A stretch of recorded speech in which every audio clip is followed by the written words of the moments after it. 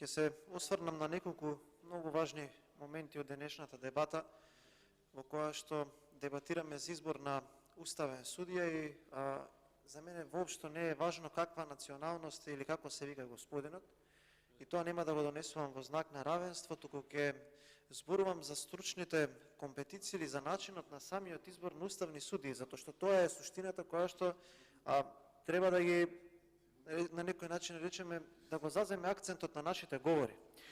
Која ми е поентата? Денеска на оваа седница имаме 3 закони кои што треба да бидат од антикризните мерки, кои што се наоѓаат на 3-тото, 11-тото и на 16-тото место, и кои што земено со динамиката или точките кои што се пред нив, кој знае кога ќе дојдат на дневен ред за да можеме да ги поминеме и така кажано да дојдат до граѓаните. Ние предложивме да бидат прва, втора и трета точка, но мнозинството не го прифати тоа.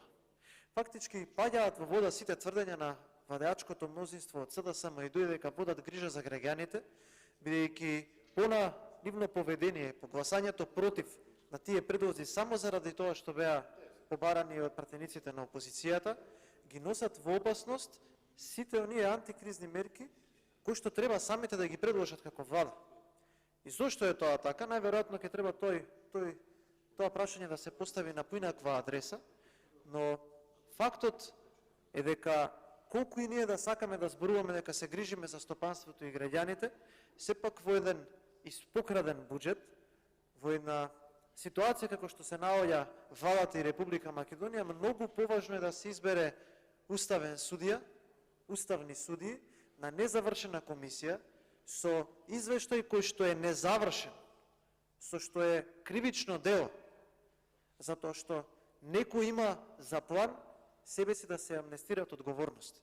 Ке ве потсетам, драги колеги пратеници и почитувани граѓани кои што ја следите оваа седница, во какви услови сме работеле до Волку Доцна, кога требаше да му дадеме подарок над 30 милиони евра на Макпетрол. Тогаш седевме над 20 часа. Кога требаше да се измени законот за суди и обвинители за да не одат во пензија на 64 и 62 години. Тогаш, ке ве потсетам, имаше и тепачка на една од оние комисиите. Или кога требаше да расправаме за законот за академии за суди и обвинители, кога се бришеа сите услови за тоа кои луѓе ќе можат да бидат дел од тие академии. И зошто? Затоа што 5 години од кога СДСМ и ДУИ ја земаа власта, се случуваат криминални действија, се краде и се распродава сето она кое што е во надлежност на Уставниот суд.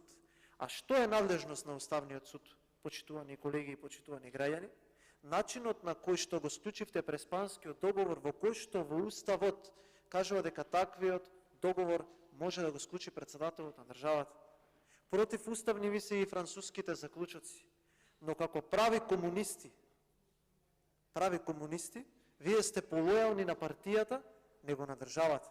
И затоа Македонија ја донесувате во подредена ситуација, за да утре пред Уставниот суд, кога некој храбар граѓанин ќе поднесе иницијатива, вас ви требаат послушници, за да можат да бидат лојални на партијата, а не на државата.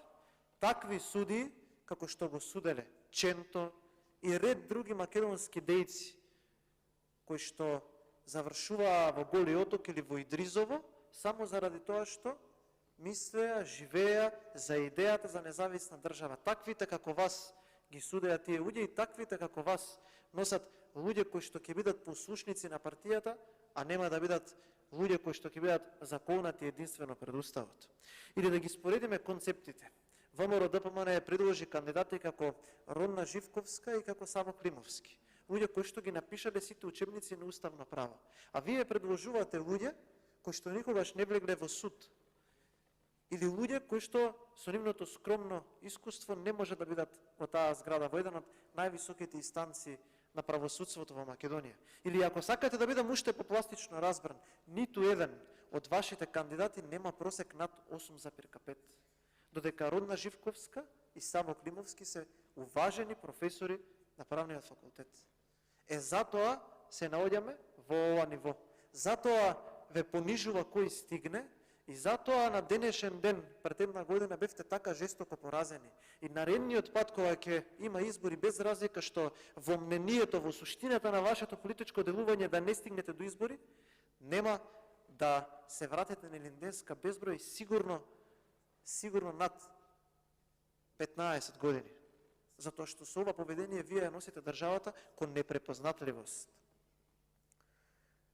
Вашето водење на инат го доведе судството во оваа држава да има рейтинг од 8% поддршка или 92% да има недоверба од граѓаните. И ќе кажам и ќе споменам само две презимиња. Едното е Добрила Кацарска.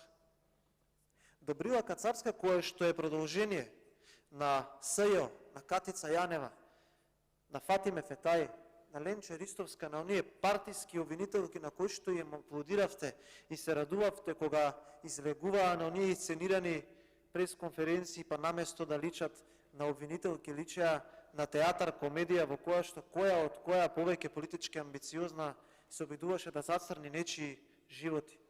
А второто е Драги Рашковски. А зошто е клучен Драги Рашковски? Затоа што вашиот поранешен генерален секретар во времето уште кога вие сте власт и кога има многу голем процент на неказнивост, го фатија како се обидува да направи криминал и како сторил криминал со софтвер кој што требало, внимавајте, требало и кој што прашања ги имало во неговиот кабинет на правниот факултет, да биде наместен изборот на Академијата за судии и обвинители. Така вие ја перцепирате правдата и затоа можеби Зоран Заев стана председател на оној совет за измени или за реформи во правосудството. И она што го правите укажува на тоа дека недовербата од страна на народот, која што се поистоветува од народните пратеници од опозицијата, е оправдана. Не може вие да се повикувате на кандидати како Кацарска, на кандидати како Јовевски и ред други за кои што и денеска разговараме, да очекувате дека некој ќе ги поддржи. Затоа што дури да има некој квалитетен, како што во случајов е можеби господинот Скендер. И јас не го познавам господинот Скендер, ама имавме идеја да го запознаеме да дојде тука. Но еве му верувам на господинот Беџан, за кој што имам навистина добро мислење и му верувам на неговите зборови. Не го познавам човекот и не можам да судам, затоа што не дошол тука да го видиме. Но можеби некој квалитетен кандидат не може да го добие епитетот дека можеби заслужува да биде таму, кога ќе се види поведението на вашите постапки и на судиите кои што вие ги предлагате. И граѓаните нема да добијат помош, и судиите и правосудството ќе имаат 8% доверба затоа што Љубомир Јовевски ви е прети над се да го направите уставен судија. Би сакал на крајот да се осврнам на неколку работи и ќе бидам многу кус. Ова што го правите денеска на начин на незавршена комисија е исто како јас како председател на комисија за финансирање и буџет да ми текне на сред амандманска расправа и на полуобработени амандмани да дојдам тука и да разговараме само за полудонесен буџет, во кој што половината од амандманите се завршени и расправата, половината не се. Ајде кога ќе ги завршиме, ќе го довршиме. Марија Георгиевска ја почитувам прилично многу затоа што е член на комисијата за финансирање и буџет. Јас во ова собрание имам кажано на ти пратенички дека ќе одат во затвор. Првата е Сонја Мираковска, кога без усвоен дневен ред се обиде да направи исто така прекршок кога требаше да се стават раце на правосудството. Втората е Снежана Калевска Ванчо. И го имам кажано тоа. Кога ја натера и кога пред мои очи некој вртеше на телефон за законот за игри за среќа и кога велеше ќе ја истуркам работата завршена, се додека не видов со мои очи како на почитуваната колешка и се слоши од притисоците. И третиот пат го кажувам сега. И ми е жал што го кажувам ова, но со ова денеска кое што го прави колешката Георгиевска, има извадена карта за еден правец која што води во казнено поправниот дом Шутка. Каде што еден ден овие налогодавци ќе ги нема, како што ги нема некои други за некои кои што се чувствуваа недопирливи, а луѓето ќе останат да висат по судовите, по ходниците, не знаејќи што ќе прават со себе си. А зошто?